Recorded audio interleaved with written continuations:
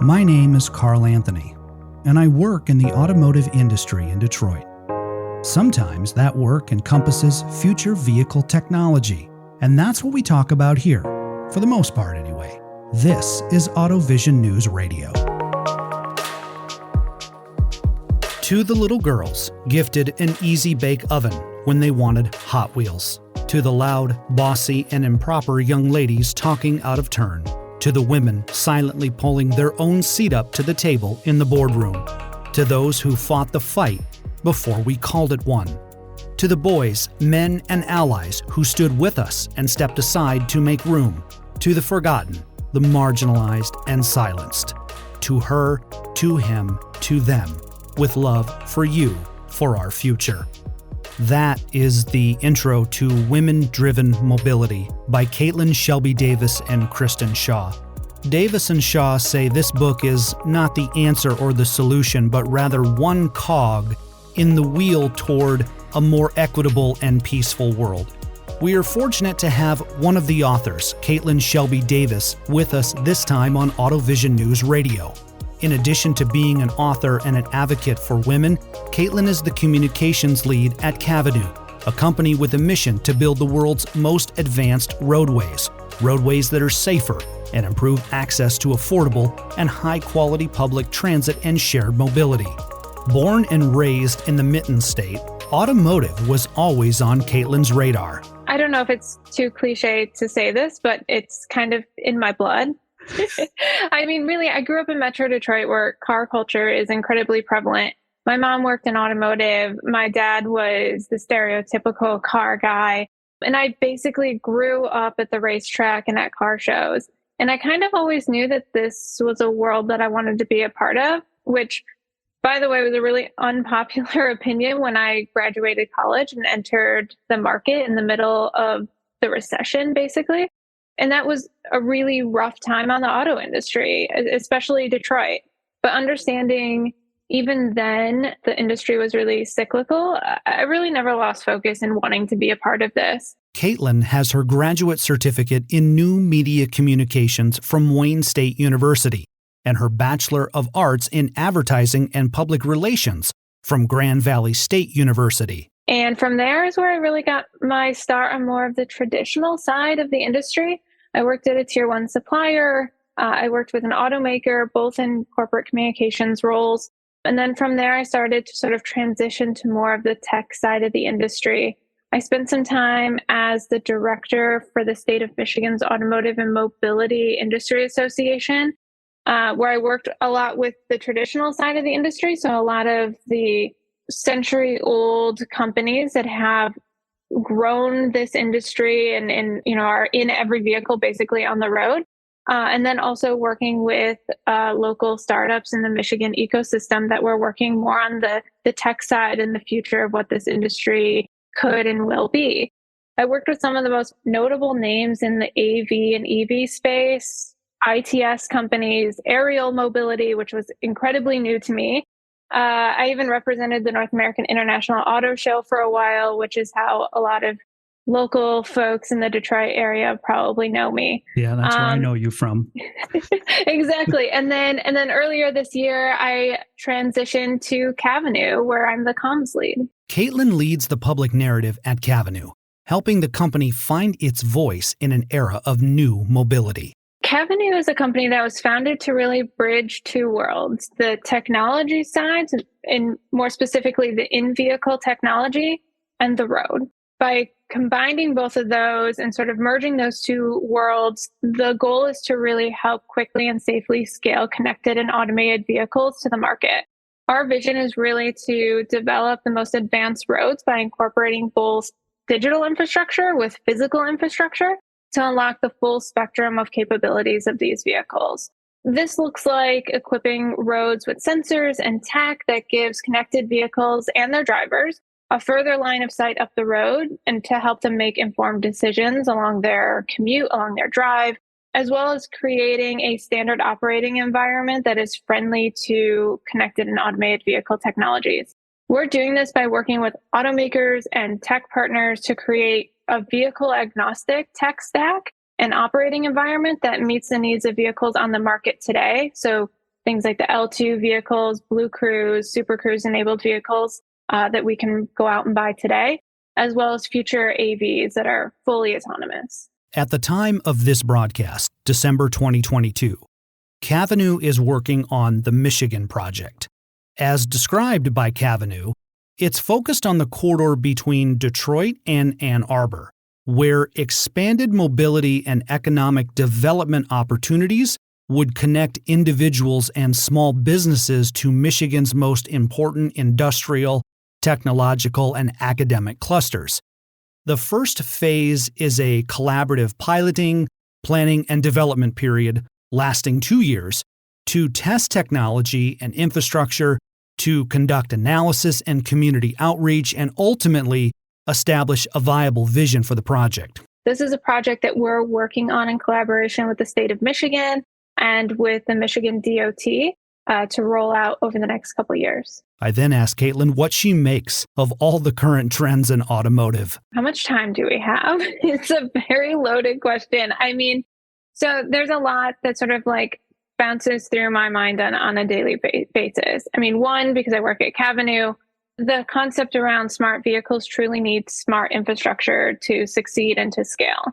And then I start thinking about pedestrians and cyclists and how there isn't enough priority on shared streets models and complete streets models. Like, we're so focused on vehicles when we talk about mobility that we're not thinking about anything else. How do we address this as an industry? It's really about building diverse teams to redesign and innovate these systems from a diverse perspective with diverse inputs and different thoughts of thinking and backgrounds and perspectives. And when originally all these systems were created, we didn't have any of that. So now this is a really great time when we're talking about air mobility or we're talking about autonomous vehicles. Like, how do we create systems that are more inclusive? And that's really probably the one thing that keeps me up at night the most. And it didn't take long before Katelyn and I got on the subject of cars, in particular the Ford Mustang and the 2011 model year. That was the switch over from the 4.6 to the 5.0 V8. It was a significantly lighter Mustang at the time than the Camaro and the Challenger. So Katelyn and I are recalling all of this and sharing our Mustang stories, and then she tells me, and I did not put this together right away, and I probably should have, but she tells me the meaning of Shelby in her name. So fun fact, I was originally supposed to be named Shelby after Carroll Shelby, more specifically after Shelby Mustangs. This is awesome. Really? That's so cool. Yeah. So again, like, car culture in my family runs really, really deep, and Shelby Mustangs were always number one for my dad. Like, there was nothing better. And so I suppose having grown up like that, like, I share that same viewpoint. I'm a Mustang girl. In early to mid-2020, one day I logged onto LinkedIn and I see a post from Katelyn. Her and Kristen Shaw are starting to gather stories of women in automotive and women in tech, and I don't quite remember exactly how the post went, but Katelyn was basically saying that if you're a woman in automotive, or if you know a woman in the automotive industry that has a unique story, or is making a lasting impact, or has overcome adversity, to let Katelyn and Kristen know. There was a link to a website with a form to fill out and everything. Katelyn and Kristen were at the time, they were researching and gathering information for what would become their book, Women-Driven Mobility. At the time, my co-author Kristen and I had started writing the book, I had been working in the industry for about a decade. I had worked with global suppliers, automakers, tech startups. I did some time in economic development. Kristen was really sort of an equal master, but in different segments of the industry. So she had spent a lot of time in community advocacy, urban design, climate, and she also worked for the auto show as well. And so we had been sort of circulating in the same circles, but hadn't really gotten a chance to work with each other yet. And so we were trying to figure out a way to sort of like merge these two expertise that we had to work on something together. And that was this book. Right. Yeah. The ratio of men to women in this industry is incredibly uneven, and that the women in this industry are very seldom reaching leadership roles and are often taking a backseat to their male colleagues. And so when we started thinking about ways that we could talk about this topic in a way that was more than bashing the status quo. And then we also didn't want to just create a book that was, putting out facts, because there are a lot of really good books that have the data on why this is an issue, and we didn't want to reinvent the wheel there. We set out to just sort of poke around on LinkedIn. And honestly, a lot of this book ended up being somewhat crowdsourced. So we put the idea out on LinkedIn, asking people if they know any women in this industry who have not been recognized for their work, or women who are leading really great projects that don't get talked about, or doing really amazing things. And within a couple hours, we had hundreds of comments. I'm getting DMs from people that I know, people I don't know, introducing me to other people. And it sort of took off like wildfire. And at this point, for the record, we did not know for sure that we were going to write a book. We just kind of wanted to see, is there enough momentum here that we could do something with? And so after sort of gathering all of this insight from people, telling these stories became sort of our responsibility. It's hearing from these women who spent decades to redesign something for their male colleague to get to talk about it at an event. It was for the women who did the work day in and day out, but were never part of the discussions around strategy and around any sort of go to market. They were just sort of the afterthought of the people who did it. These are really the stories that sort of inspired us to do something. So that something became the book. The foreword of Women-Driven Mobility is written by Michigan Governor Gretchen Whitmer.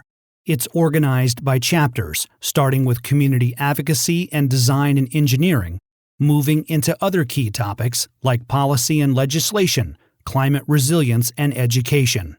Why each of these is important to the greater picture, which is redesigning mobility in a way that is more inclusive. And then inside each of those chapters are case studies that show women-led teams or women-led products and innovations, and why their thought in this case study changed something from how it was done in the status quo before. Right. You referenced earlier that Governor Gretchen Whitmer from the state of Michigan wrote the introduction to this book. Part of the reason behind that is she has been outside of automotive, has been such a vocal female leader in this country. And moreover, she's very invested in the automotive industry and has spent a lot of time working to help create an environment here that is very inclusive to these companies, that's very supportive of these companies, especially startups, because she knows that we can be a leader in this space, but we can only do that if we're building the right kind of teams, if we're doing it in a way that serves the greater good. Having her perspective at the beginning of this book is great because, again, she's amplifying that message of I made it, and now here's the things that I've had to deal with along my career. Women-driven mobility has now become a community and a movement.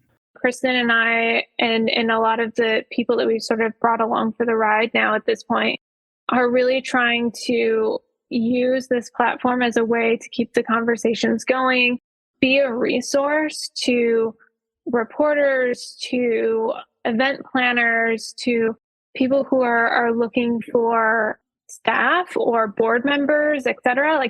We have a wide range of people who sort of come to us and say hey, I need to get more women involved in what I'm doing. Do you know anyone? And so we have this great catalog, not only of women who are in the book, there's about 105-ish women that are in the book, but also a huge catalog of just other women that we've worked with. And really our goal at this point is how can we keep increasing exposure of women in the industry? How do we get more women with a seat at the table, whether that's a board table, whether that's a workshop table, whether that's as part of a engineering team, or if it's on stage at an event? How can we keep increasing our numbers the greater our numbers are, the more that are going to sort of break through the glass ceiling at the top and then help pull others up as well and give more visibility to the issues that are going on.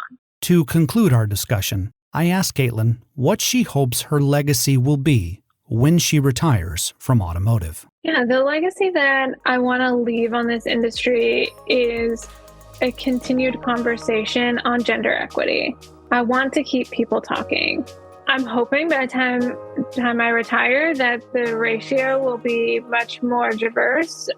Even when that happens, we can't become complacent. So ultimately, I want people to just keep talking. I don't want people to forget where we were and what injustices happened because we weren't thinking about things in terms of equity, accessibility, inclusion, and compare that to hopefully where we are then, which is a much more perfect type of transportation ecosystem. So yeah, I just want these conversations to keep happening long into the future. To learn more about Cavnue, including the Michigan Project, visit Cavnue.com. That's Cavnue.com. Cavnue.com. Join the discussion and grab your copy of Women Driven Mobility at womendrivenmobility.com. In Detroit, alongside Katelyn Shelby Davis, I'm Carl Anthony, AutoVision News Radio.